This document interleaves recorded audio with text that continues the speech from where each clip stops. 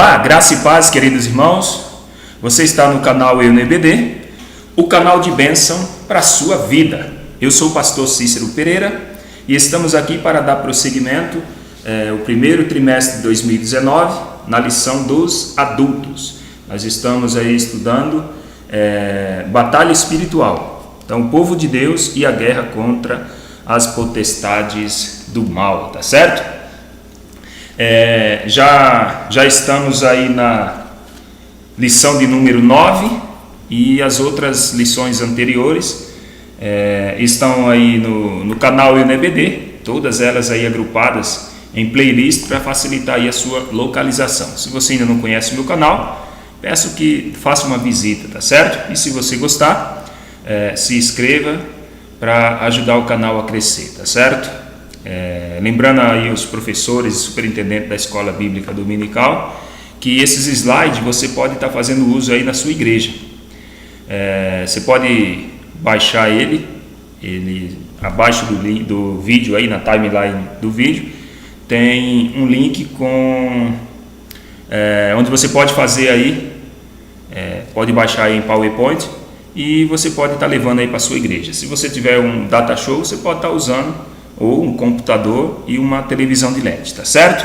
Então, obrigado a todos os inscritos do canal, você que está sempre me acompanhando, ou vocês que sempre estão me acompanhando aí. Há 3 anos nós estamos aqui no canal EBD e esses slides têm ajudado muitos professores aí pelo Brasil, os professores das escolas bíblicas espalhadas aí. São mais de 20 estados brasileiros e 2 países exteriores, Estados Unidos e Alemanha. Um abraço aí ao pessoal dos Estados Unidos e pessoal da Alemanha aí que tem feito uso aí do meu trabalho, tá certo? Muito obrigado, Deus abençoe a vida de vocês. Então são realmente uma ferramenta muito útil aí para você que é professor da escola bíblica. Você pode estar fazendo uso, é gratuito, você não vai pagar nada por isso, tá certo? E você que não conhece, tá tendo contato comigo pela primeira vez através deste vídeo, fique comigo até o final e você vai ver como que essa aula foi elaborada e você pode estar aí fazendo as alterações, porque esses slides aí são todos editáveis, você pode deixar aí com a sua cara, tá certo? Com o logo da sua igreja, do jeito que você achar melhor. Mas se esse canal tem sido bênção para você, compartilhe aí com seus amigos, seus grupos de WhatsApp, enfim, divulga aí para outras pessoas também, tá certo? Na lição de número 9 nós temos por título Conhecendo a Armadura de Deus, é o que nós vamos estudar na lição de hoje, tá certo? Texto áureo se encontra na carta aos Efésios, capítulo 6, versículo 13, que diz assim: portanto, tomai toda a armadura de Deus, para que possais resistir o dia mau, e havendo feito tudo, ficar firmes. Na verdade prática, diz que a metáfora do sistema militar, usada por Paulo, mostra que estamos em guerra no mundo espiritual. Estejamos, pois, cingidos com a armadura espiritual, tá certo? Leitura bíblica em classe, como de costume, eu não faço a leitura, você pode depois estar fazendo aí, se estiver de posse da revistinha ou na sua Bíblia, tá certo? Nós temos por objetivo geral aí nessa lição conscientizar que a vontade de Deus é que sejamos revestidos de toda a armadura espiritual. Essa é a vontade do Senhor, tá certo? Então é importante nós termos em mente que essa lição que nós vamos estudar, a lição de número 9, ela é um desdobramento da lição anterior, da lição 8, tá certo? Então, se na lição anterior nós vimos que há uma guerra espiritual, até porque a nossa luta não é contra a carne nem contra o sangue, foi o que nós vimos na lição anterior. Nesta lição, ou aqui, o apóstolo Paulo ele usa a metáfora da armadura de Deus para mostrar a realidade aí dessa guerra, tá certo? Então assim nós veremos que o apóstolo ele usou os instrumentos bíblicos como metáfora de uma realidade que todos vivemos, não é verdade? Então há uma batalha espiritual, isso é real, e para enfrentá-la nós precisamos estar bem preparados aí com as armaduras espirituais, tá certo? Então devemos estar prontos e armados a fim de lutarmos e vencermos aí essa guerra espiritual, tá certo? Vamos para a introdução, que diz o seguinte: a presente lição é a continuação da lição anterior. Então, na lição anterior, nós vimos que existe uma batalha espiritual e invisível entre os crentes em Jesus e o reino das trevas. Então, existe uma batalha espiritual que ela é invisível entre os cristãos e o império, né, o reino das trevas. Então, aqui nesta lição, nós vamos estudar como o apóstolo Paulo, ele usou os instrumentos bíblicos do sistema da época como metáfora. É o que nós vamos ver aí dentro desta lição, tá certo? Então, o ponto central desta aula nós devemos o quê? Estarmos aí em guerra no mundo espiritual. Vamos avançar. Já estamos em aula. Você, se ainda não deu aquele joinha, deixe seu joinha, seu like, seu gostei. E se não é inscrito no canal, se inscreva, assim ative o sininho de notificações para o YouTube te avisar quando eu postar as outras aulas, tá certo? Tópico 1, a guerra. Então, falando da guerra, segundo aí o dicionário teológico, Bacon, guerra é o recurso das nações para tratar de diversas para tratar de resolver diferenças pelas forças armadas. Então, as guerras sempre são produtos da pecaminosidade humana, tá certo? Então, seja por instigação imediata ou seja por indireta, mas a legitimidade da guerra pode depender de sua motivação. Definido aí, vamos para o subtópico 1 que diz ao longo dos séculos. Bom, a Bíblia registra aí cerca de 20 batalhas principais, tais como desde a batalha dos israelitas contra a cidade de Ai por volta do ano de 1440 a.C., isso você pode conferir lá em Josué, mais conhecido ali como a queda das muralhas de Jericó, até Massada em 70 depois de Cristo. E a palavra profética, ela anuncia guerra até os fins dos tempos. Então, de acordo com Daniel 9:26, a guerra não cessou, não ficou só na história. A guerra continua até hoje, até o fim dos tempos. Foi o que Jesus disse, que essas coisas antecediam aí a sua vinda. Bom, subtópico 2, os antigos. Então, os antigos, ele encarava a guerra de que maneira? Eles encaravam a guerra como algo sagrado. E esse era o contexto da época. Então, para os antigos, pessoas da época do Antigo Testamento, a guerra para eles era sagrada.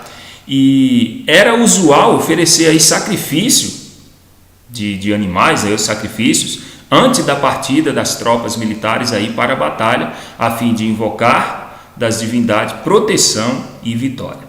Em Jeremias 51:27 diz que ergam um estandarte na terra, toque a trombeta entre as nações, prepare-se as nações para o combate contra ela, convoquem contra elas estes reinos, Ararat, Mini e Askenaz,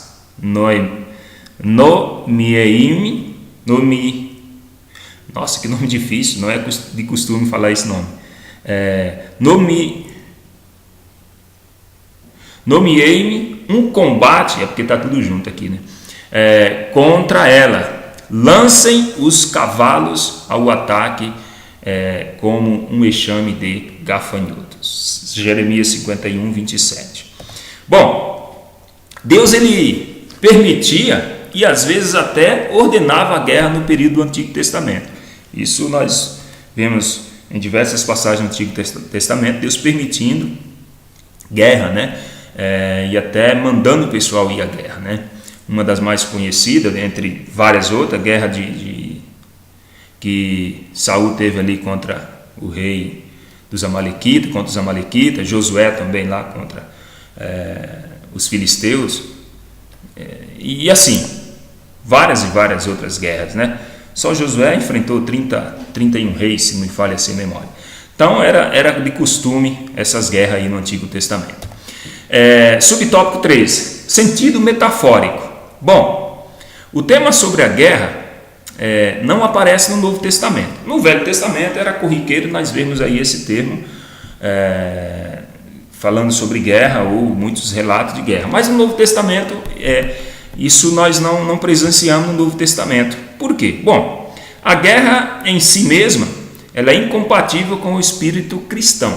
Então Jesus ele veio para dar um outro sentido às coisas, tá certo?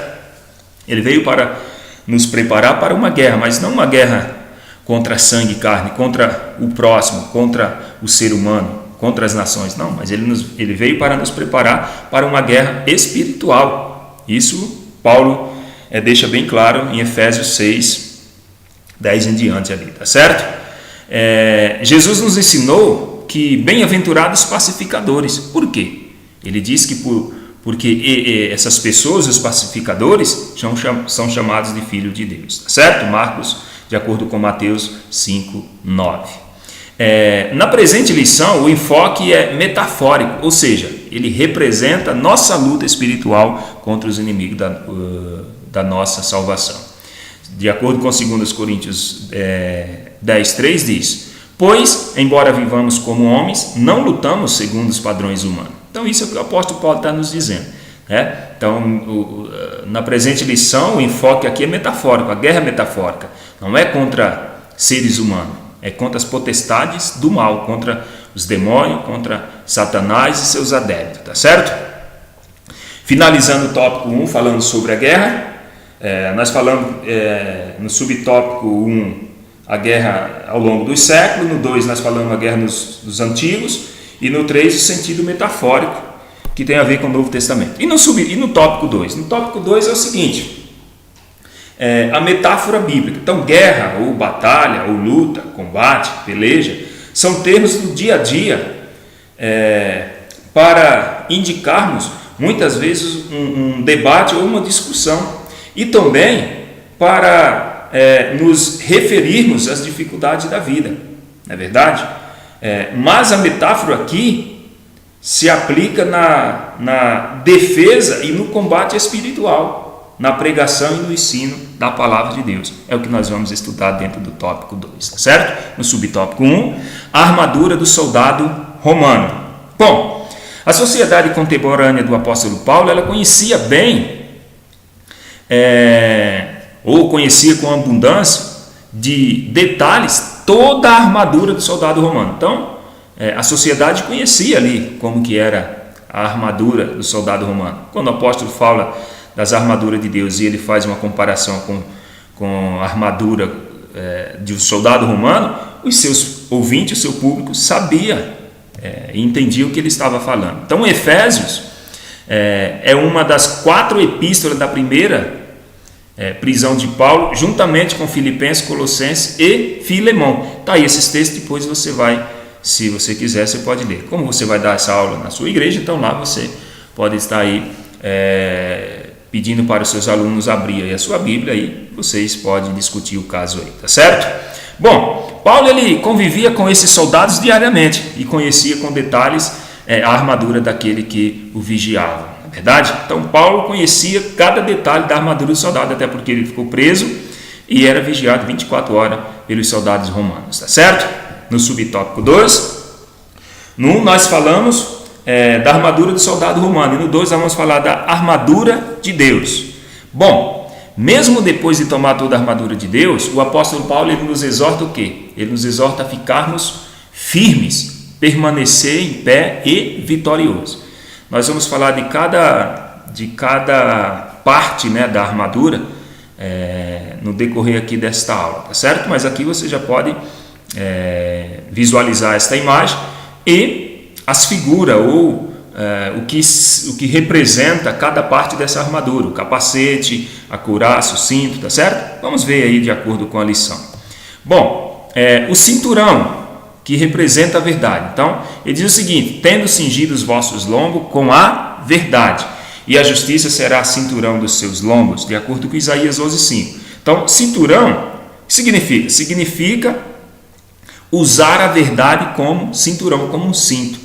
Qual é a função do cinto? Não é ajustar a roupa no corpo, deixar a roupa ajustada, né? Firme, ou seja, de uma forma mais tranquila, né? Uma forma que você fique despreocupado, porque o cinturão ele vai segurar aí suas vestes. Então, o cinturão significa a verdade ela tem que ser justa, ela tem que estar de acordo com os princípios divinos, não é verdade? Bom, no subtópico 3, a couraça da justiça. Couraça, que tem a ver com justiça, e vestida a couraça da justiça. Então, a couraça, ela é uma armadura defensiva em forma de um manto de ferro feito de couro, tiras de metal ou escamas de bronze. E o apóstolo Paulo, ele usa a couraça como uma metáfora para quê? Para ilustrar a defesa espiritual como couraça da justiça, ou seja, um abrigo contra as feridas mortais espirituais e uma proteção da justiça divina, da justiça de Cristo, imputada ao pecador, ou seja, é a couraça da fé. Então, essa couraça, né, ou esse colete, ele servia para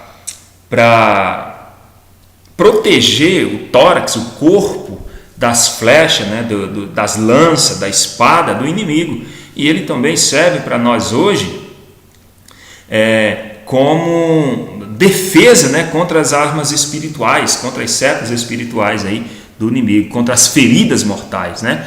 Porque uma lança, se a pessoa não tiver com esse colete, com essa couraça, ela feria a pessoa mortalmente. E quando nós estamos com essa proteção da justiça de Deus, né, que é a couraça, nós nos defendemos dos ataques do inimigo. Bom, tópico 3. No tópico 3 nós vamos falar de outras armas usadas como ilustração. Então o apóstolo Paulo, ele não foi exaustivo ao lançar os instrumentos bíblicos de sua geração. Não, ele não foi exaustivo de forma alguma. Aqui nós vamos apresentar os demais elementos apresentados na sua lista. É o que nós vamos ver, outros elementos aí usados contra as armas do inimigo. O primeiro deles é no subtópico 1, os calçados. Sandália. Sandália se refere ao evangelho da paz. Então, e calçados os pés na preparação do evangelho da paz. Então, o termo aqui hebraico, naal, sandália ou sapato, né? Calçado aí quer dizer sandália ou sapato. Então era uma peça do vestiário usada pela população civil, e no caso do soldado era necessário para segurança e proteção aí na marcha. Só que na linguagem figurada remete à agilidade e à prontidão na obra da evangelização e na pregação do evangelho da paz. Então a sandália, né, significa o evangelho da paz, significa agilidade, né? Prontidão para fazer a obra, para evangelizar, pronto, né? Para fazer, porque olha como que um soldado poderia ir para a batalha descalço? Tinha que ter uma sandália, um sapato, algo para proteger ali da quintura, do solo, coisas desse tipo, e tinha que estar pronto. Então, figurativamente falando, a sandália representa aí a prontidão, a agilidade na obra da evangelização, certo? Bom, no subtópico 2, o escudo da fé.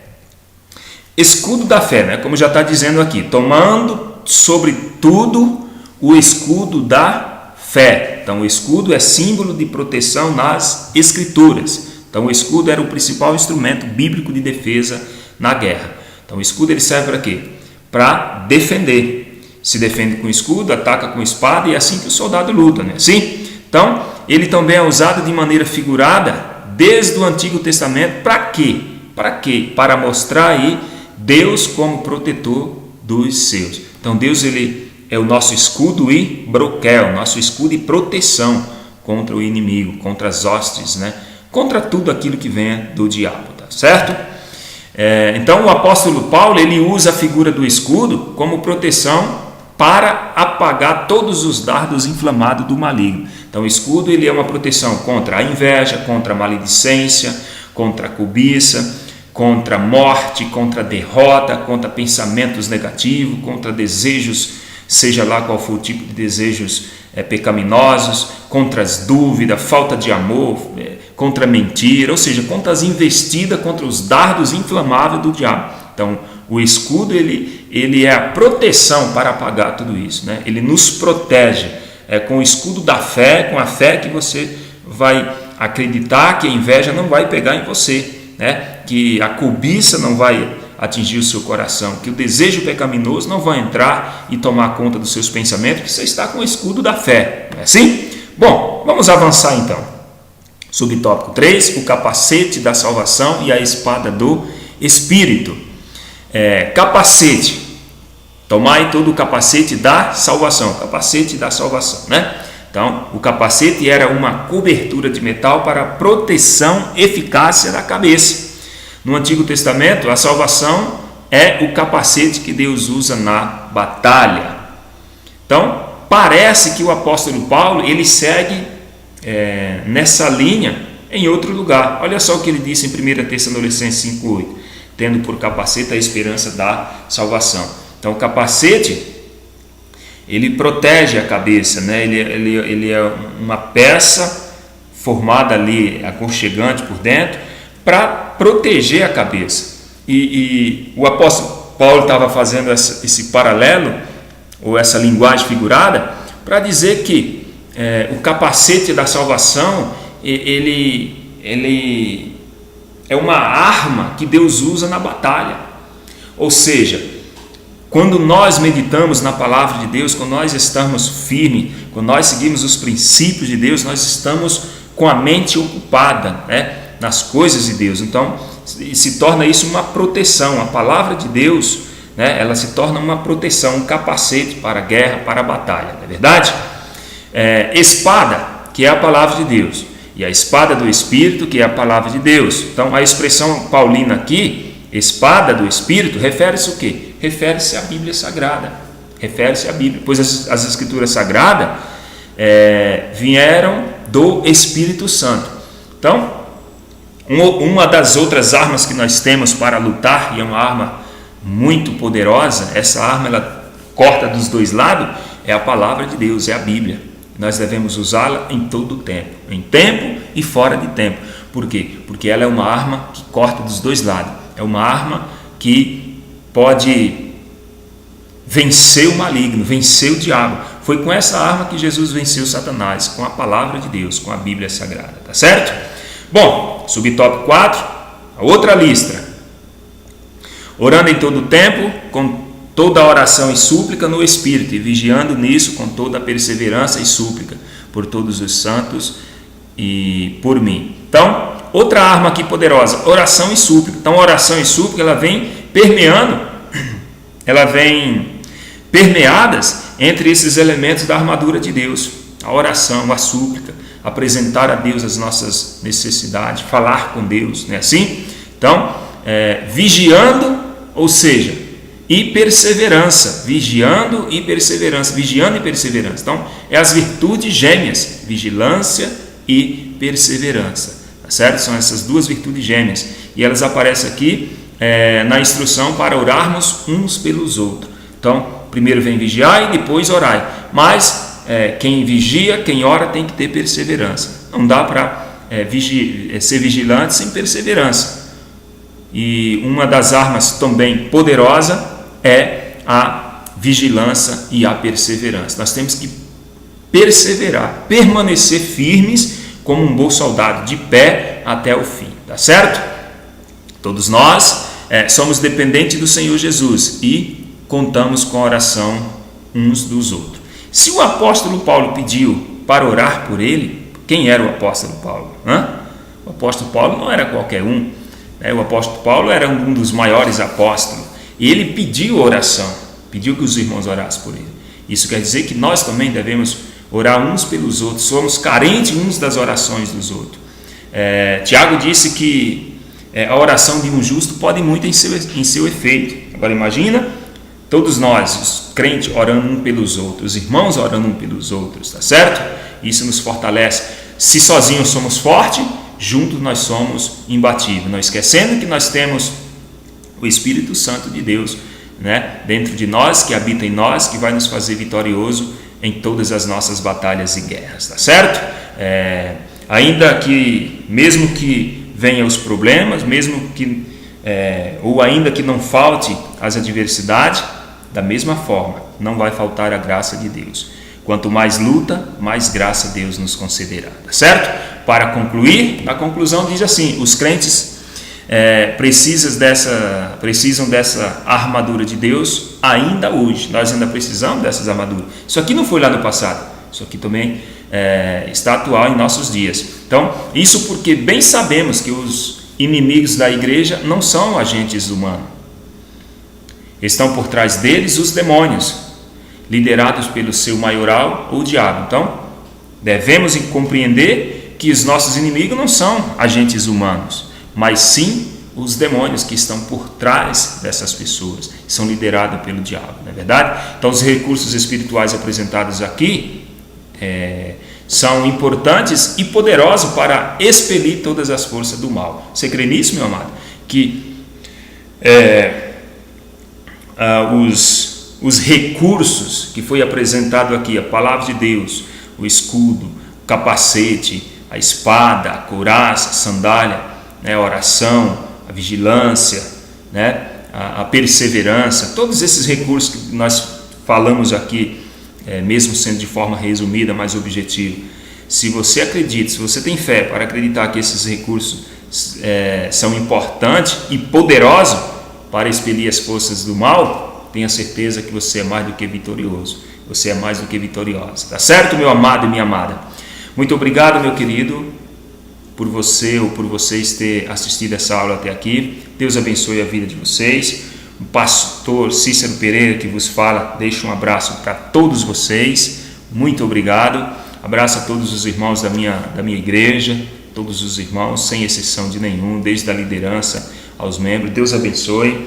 Sou pastor aqui, auxiliar da Igreja Aliança Renovada, na zona sul de São Paulo, mais precisamente no bairro Cidade Júlia.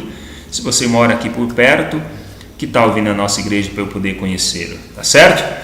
E Deus abençoe a vida de cada um de vocês. Tudo isso e muito mais nós fazemos dentro do reino, se for da vontade dele.